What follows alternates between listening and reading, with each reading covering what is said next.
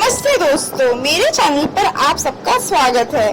तो आज मैं आपके लिए एक नई रेसिपी लेके आई हूँ आटा से बने हुए बिस्किट की। ये जो बिस्किट है वो आपको बहुत ज्यादा टेस्टी लगेंगे। तो आइए हम शुरू करते हैं रेसिपी को। सबसे पहले मैंने एक बर्तन में अनसॉल्टेड बटर ले लिया है। उसके बाद मैंने उसमें पाउडर्ड शुगर ले ली है, यानी पिसी हुई चीनी। अब हम इसे इस तरह से विस्क करते जाएंगे ताकि वो एक अच्छे से क्रीम फॉर्म में आ जाए। तो यहाँ पे सबसे ज्यादा जरूरी ये चीज है कि आपका जो बटर होना चाहिए वो ज्यादा हार्ड भी नहीं होना चाहिए और पूरी तरह से मेल्ट भी नहीं होना चाहिए, क्योंकि इस तरह से फिर आपकी फ्रॉस्टिंग नहीं बनेगी। लेकिन इसको इस तरह से आपका बटर थोड़ा हल्का मेल्टेड होना चाहिए और आपको इस तरह से उसे लगातार विस्क करना है। इतना विस्क करना है ताकि जो बटर का कलर है वो चेंज हो जाए। ये देखिए, जो ये बटर का कलर है वो चेंज होके बिल्कुल व्हाइट कलर में आ चुका है। तो हमें तब तक उसे विस्क करना है। इस प्रोसेस में कम से कम 10 मिनट का टाइम लगता है, लेकिन इसके बाद आपकी बिस्किट बहुत अच्छी बनती है। आटे के बने हुए बिस्किट में आपको बिल्कुल भी ऐसा नहीं लगेगा कि आप आटा खा रहे हैं, आटे का बिस्किट है, क्योंकि आटे के बिस्किट लोग ज्यादा प्रेफर नहीं करते हैं, मैदे के करते हैं। लेकिन अगर आप इस तरह से आटे के बिस्किट बनाएंगे तो आपको टेस्ट इतना अच्छा लगेगा कि आप मैदे के बिस्किट को भी भूल जाएंगे और आप आटे के बिस्किट को हमेशा इसी तरह से बनाएंगे। और ये रेसिपी इतनी इजी है कि आप इसे घर में भी बना सकते हैं। तो आइए अब हम कंटिन्यू करते हैं अपनी रेसिपी को। जैसे कि आप सब देख सकते हैं, मैंने बटर और चीनी को इस तरह से विस्क कर लिया है और इसका कलर कितना ज्यादा चेंज हो गया, यानी व्हाइट हो गया है। तो आपको भी इसी तरह से करना है और ये एक तरह की क्रीम में फॉर्म हो गया है।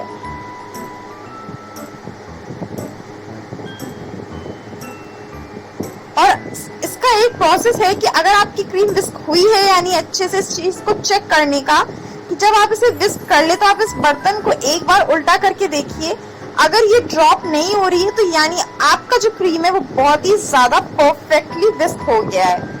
अब मैंने इसमें 1 कटोरी गेहूं का आटा डाला है, आधी कटोरी मैंने इसमें बेसन डाला है।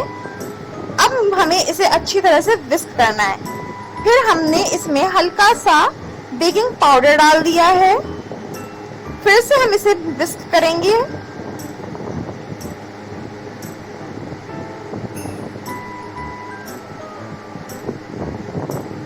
अब मैंने इसमें पिसी हुई इलायची डाल दी है, एक अच्छा सा फ्लेवर देने के लिए। अब हम सारे ड्राई इंग्रेडिएंट्स को इस तरह से अच्छे से मिक्स करेंगे।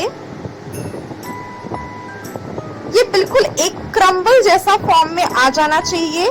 तो मतलब आपका जो बैटर है, जो आपका जो पाउडर है वो बहुत ज्यादा अच्छा है और आपके जो बिस्किट है वो बहुत ज्यादा टेस्टी बनेंगे। अब हम इसमें थोड़ा थोड़ा पानी डाल के इसको एक अच्छे से डो में फॉर्म कर लेंगे, यानी हम इसका एक अच्छा सा डो बना लेंगे। आप इसमें पानी भी डाल सकते हैं या आप चाहे तो इसमें मिल्क भी डाल सकते हैं, ये आपके ऊपर है, ये ऑप्शनल है। अब ये देखिए, मैं हल्का हल्का थोड़ा थोड़ा पानी डाल के इसको अच्छी तरह से डो बना रही हूँ।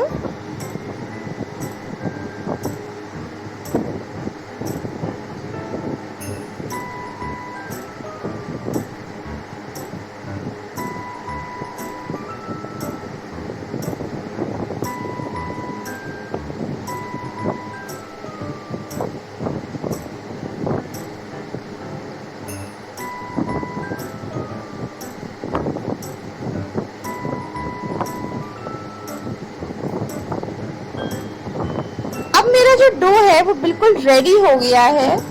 इस तरह से हमें इसे अच्छी तरह से अब नीड करना है ताकि ये डो बहुत अच्छी तरह से सॉफ्ट बन जाए। अब हम अपनी बिस्किट यानी कुकीज बनाना स्टार्ट करते हैं। तो सबसे पहले हम इस डो में 2 पोर्शन करेंगे, यानी 2 भाग में से बांट लेंगे। इसके बाद अब हम इसको इस तरह से हम लंबा करेंगे और इसके छोटे छोटे हम पेड़े काट लेंगे।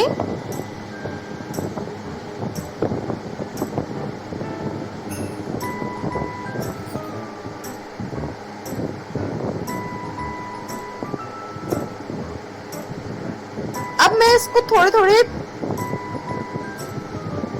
गैप्स में काट रही हूँ इसके पेड़े। तो आप छोटा चाहे तो बड़ा भी काट सकते हैं, ये आपके ऊपर है। अब हम बिस्किट बनाने से पहले हमें अपने ओवन को प्रीहीट करना होगा। 180 डिग्री सेल्सियस पे इसका टेम्परेचर रहेगा। दोनों रॉड्स को हमें ऑन करना है और जो टाइमर होगा वो 10 मिनट का होगा। तो इस टाइम में हमारा जो ओवन है वो प्रीहीट हो जाएगा। कुकीज बनाने के लिए, बिस्किट बनाने के लिए, कोई भी तरह की बेकिंग करने के लिए हमें ओवन को प्रीहीट करना पड़ता है। अब मैंने अपने बिस्किट को इस तरह से गोल डिजाइन में बना लिया है। अब मैं इसमें डिजाइन बना रही हूँ। आप चाहे तो कोई भी डिजाइन बना सकते हैं, वो आपके ऊपर है।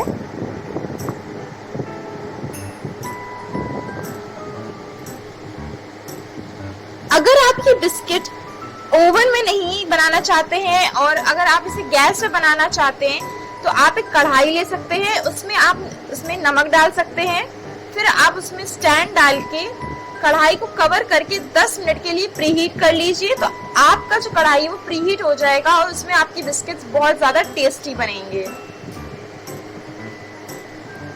तो अब मैंने अपने सारे बिस्किट्स को इस तरह से, इसमें डिजाइन इस तरह से मैंने बना ली है।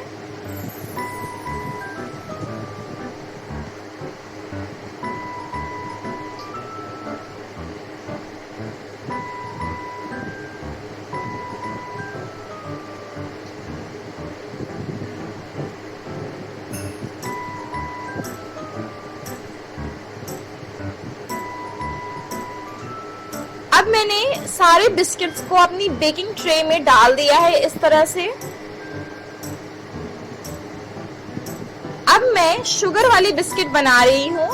तो इसके लिए फिर से मैंने इस तरह से पेड़े काट लिए हैं, जो डो मैंने पहले बचा के रखा था।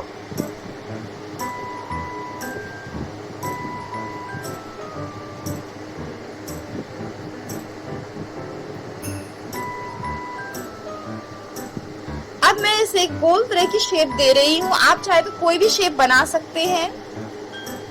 फिर मैं अब इसमें फिर से एक बार डिजाइन दे रही हूँ और इस बार मैं डिजाइन को थोड़ा सा चेंज कर रही हूँ। तो डिजाइन आप कोई भी बना सकते हैं, आपके ऊपर है।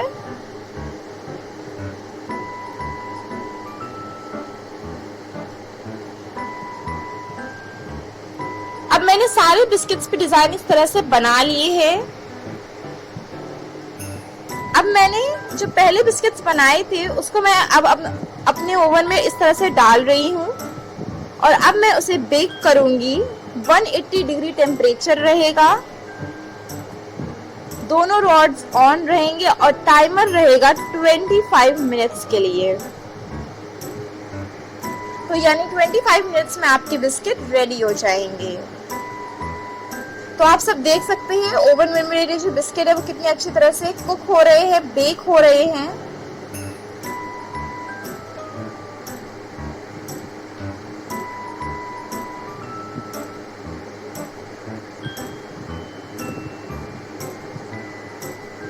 तो मेरे ये जो बिस्किट्स है बेक होके रेडी हो चुके हैं, जैसे कि आप सब देख सकते हैं कितने ज्यादा यमी और डिलीशियस लग रहे हैं। आप इन बिस्किट्स को इवनिंग स्नैक्स में भी खा सकते हैं। तो ये बहुत ही ज्यादा अच्छे बिस्किट बन गए हैं। तो अगर आपको ये रेसिपी अच्छी लगी हो तो कमेंट करके जरूर बताइएगा। फिर जो मैंने दूसरे जो बिस्किट्स बनाए थे इस दूसरी डिजाइन के साथ, अब मैं इसमें थोड़ी सी ऊपर से चीनी डाल रही हूँ।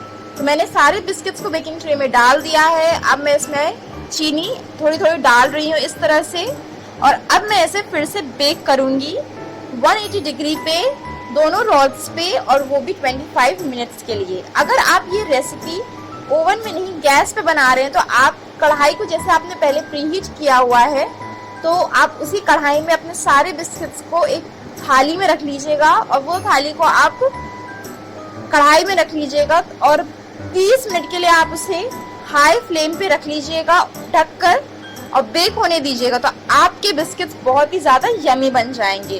तो ये देखिए मैंने अपने बिस्किट्स को इस तरह से ओवन में डाल दिया है और मेरे बिस्किट्स बहुत ही ज्यादा अच्छी तरह से बेक हो गए हैं। तो ये देखिए मेरे ये जो दूसरा बैच है बिस्किट्स का, ये भी बहुत ज्यादा यमी बन गया है। तो अगर आपको ये मेरी रेसिपी अच्छी लगी हो तो प्लीज इस चैनल को जरूर सब्सक्राइब कीजिए, इस वीडियो को लाइक कीजिए, अपने दोस्तों के साथ इसे शेयर कीजिए और मुझे कमेंट सेक्शन में बताइए कि आपको ये रेसिपी कैसी लगी और मुझे सजेशंस दीजिए कि नेक्स्ट वीडियो कौन सी लेके